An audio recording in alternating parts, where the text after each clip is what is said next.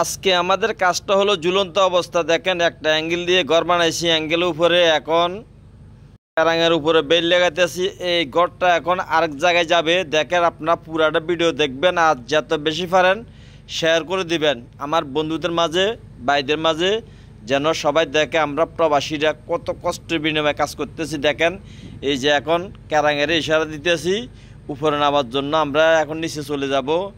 এরপর দেখেন আমার বাইরে যে সবাই আছে, আমিও নিচে চলে আসলাম। এখন রশি বাঁধছি, রশি বাঁধার মাধ্যমে এটাকে আস্তে আস্তে সাইডে নিয়ে যাইতেছি। দেখেন 8-9 জন লোক আছে এখানে, আস্তে আস্তে ক্যারাঙের সাহায্য এটা সাইডে নিয়ে যাইতেছি। নেওয়ার পর দিয়ে এটা কিছুক্ষণ পরে উপরে তোলা হবে, চুলার উপরে তোলা হবে। এখন সাইডের দিক দিয়ে রশি লাগিয়ে রাখছি। 8-9 জন মানুষ আছে এখানে কাজ করতেছি। দেখেন আমি আছি যে আমি হাত লড়াই কথা বলতেছি, সবাইকে এমনি এমনি কাজ করতাম বলতেছি।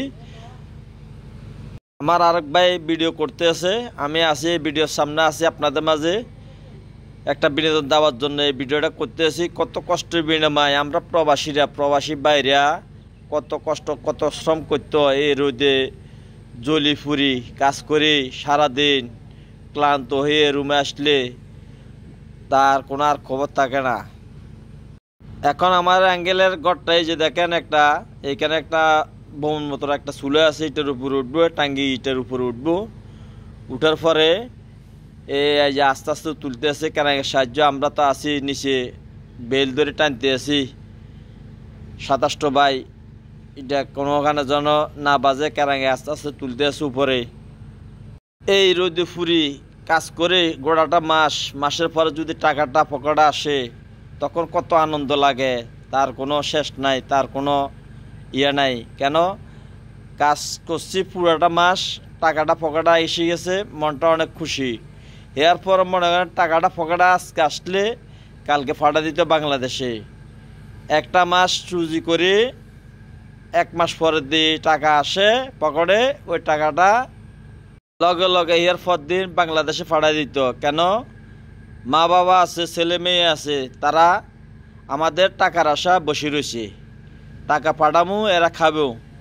আমাদের বিদেশে কত কত কষ্ট কত শ্রম করতে আছি, তারা তো দেখে না, দেখে একমাত্র কে উপরে আল্লাহ দেখে আমরা কি কষ্ট করতে আছি। এই যে আমাদের টাঙ্গির উপরে ঘরটা উঠে গেছে গই, দেখেন সবাই কত কষ্ট করে এই রোদের মধ্যে জলি ফুরি কাজ করতো। এই যে অ্যাঙ্গেলে কাজ, কোনো এখানে একটা গাছ নাই, গোড়া নাই, কোনো বসমু, কোনো একটা হাওয়া খামু, তার কোনো ইয়ে নাই, শুধু গরম আর গরম। এটা এমন গরম। এই যে দেখেন আমাদের ঘরটা উঠে গেছে টাঙ্গির উপরে, কত সুন্দর করে ক্যারাঙালাবার এমন দক্ষতা, এমন ব্রেন, এমন ইয়া, এমন সিফে জায়গা দিয়ে এই ঘরটা তুলে ফেলাইছে আল্লাহ দিলে। এই ঘরটা তুলছে দিয়ে এই ঘরটার ওয়াইড হয়েছে 10 টন।